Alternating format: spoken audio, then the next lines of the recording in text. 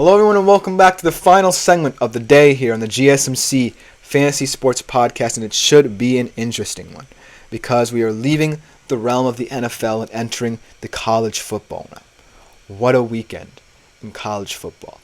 A lot of different storylines. Texas going into the big house, dominating Michigan 31-12. You had some wacky games, Arkansas, Oklahoma State, Kansas State, Tulane. You had some fascinating get-right games, Clemson against App State. You had some fascinating rivalry games.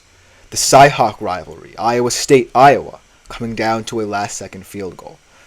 But who are the fantasy stars that define this weekend in college football? We'll have to find out. Let's start off with the quarterback position. And you guys might be tired of this young man and me talking about him, because there were a lot of fascinating key performances. Kudos to Carson Beck, who just does what's needed in front of him. Playing in FCS school, okay. 18-25, 242, 5 TDs, 31.5 fantasy points. Just another day at the office for him. Rest the second half. We have to shout out Mr. Cade Klubnik. 24 of 26 passing, 378 yards, 5 touchdowns, 2 rush touchdowns, 47.6 fantasy points. Clemson needed a fantastic offensive performance to mitigate for their demoralizing loss against Georgia. And that's what they got from Cade Klubnik, proving that Clemson might just be in the in-between in the ACC where they can sneak in to the college football playoffs, keeping themselves in the conversation, avoiding the upset. But my fantasy star of the week, and until someone has had 2 performances in the past 2 seasons, or week 2s, against teams competing for national titles, on the road nonetheless, then I can't pick anyone over him. And so my fantasy college football quarterback of the week is Quinn Ewers. Again, not as fantastic and fascinating a performance as other guys. 24 of 36, 246 yards, 3 TDs, 21.8 fantasy points. But if you can remember a time when a quarterback in the past 2 seasons went on the road, respectively, to 2 teams that set the standard in college football. Last year against Alabama, a lot of people didn't think Texas had it in them to go down there. Quinn Ewers delivered perhaps his best performance in a Texas uniform. This year, going to Michigan, yes, they were the favorites on the road, but a lot of people were like, hey, this Michigan defense might keep this game honest. And he just blew them away. You can look at the numbers. Yes, fantasy sometimes is about numbers. Cade Klubnik, I'm not dissing this guy's performance. Outstanding get-right game for him. But Quinn Ewers, in the biggest moments, on the biggest stages, always delivers. In fantasy, 21.8 fantasy points from your QB. Maybe not the best. But he gets the job done, and he does it well. You can expect more of these performances as Texas gets into SEC play. I'm looking at that middle part of their season, Oklahoma and Georgia. Look out for him in those big games. Let's go to the running back position. Appreciate more guys who you may not have heard of, who you may be looking for in the fantasy college football waiver wire. Those of you who do, in fact, play fantasy college football, maybe some of you don't, but to those who do, this segment's for you.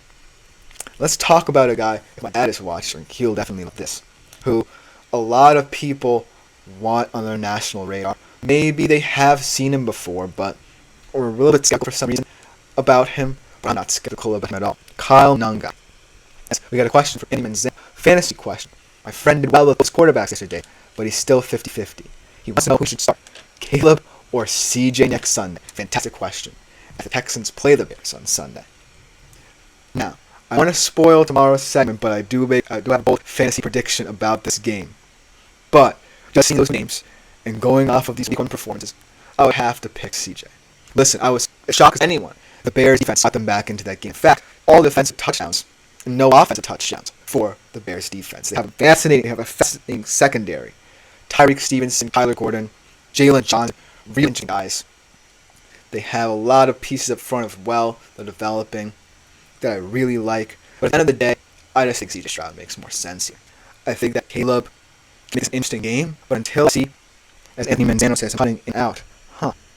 Thank you for this update, Anthony. I'll try to turn off my mic here as we are experiencing some technical difficulties. So, Anthony, if you're still with me, let me know if you can hear, and we can continue this show and get to the last segment of the day. Thank you for this quick update. But let's continue with the show. Kyle Manunga. Let's talk about him. Thank you for your question as well, Anthony. I think your friend should start. Stroud just makes more sense in the situation. That being said, Kyle Manunga. He is one of those guys who I actually did see live, and he is someone who just had this incredible understanding of the college football game in this Rutgers offense, profiling as one of the big stars in this Rutgers offense, and is kind of a barometer as well, as he kind of sets the tone. Yes, they have a more experienced quarterback now off on Khalif Manis, but at the end of the day, Rutgers is still relying on him more often than not. 22 carries against Akron this weekend, 139 yards, 3 touchdowns. He's always a guy I've been saying. He's going to be sneaky good this year. He's going to be one of the better running backs in the nation. Maybe not in the Gene T territory, maybe not in the Ollie Gordon territory, but these guys you have to look out for. So, be wary of play fantasy college football of someone who really sets the bar. Another guy who played in one of the most bizarre games of the week, Jaquan Jackson, also had a very interesting college football journey. Started off at Texas, I believe actually wanted to be a quarterback for Texas, was, I believe, a four-star recruit. Flipped to, I believe, USC, went to Utah, had success, and finds himself at Arkansas. And so, I think that this guy, mainly because of his story, gets overlooked a lot. But in this Arkansas offense, who's trying to replace a lot of solid running backs, they had Raheem Sanders past, Quinton Jackson really getting an opportunity. And his our game could have made the difference, although they lost in double overtime to Oklahoma State, 39-31. 22 carries, though, 139 yards, 3 TDs, 32.7s. So 2 under-the-radar guys who this week really had some special games. But as well, a guy who's not in this draft right now, I want to talk about another guy who ultimately came up short. His game really brought the passion, Caleb Johnson, for the Iowa Hawkeyes. Played like he wanted to win that game. And for the most part, I was really shocked to see that they didn't stick the running off. And Cade McNamara was not in a good rhythm in the second half. And Caleb Johnson was going to the end of will, scoring a lot of touchdowns, 23 carries, 187 yards, 2 TDs, 33.1 fantasy points.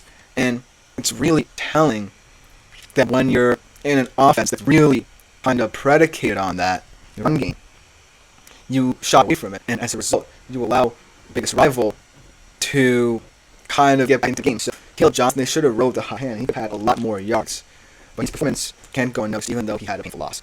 But overall, in the week of college football, let me know what you think in the comments. Fantasy stars were plenty. Let me know what you think in the comments about my guys, but that was about to do it. So this has been the GSMC Fantasy Sports Podcast. I have been Christopher Shepard. Thank you for tuning in. Consider liking, following, and subscribe to the show network as a whole. Also, make yourselves available to have a ready to any feature you have to offer, whether it be the super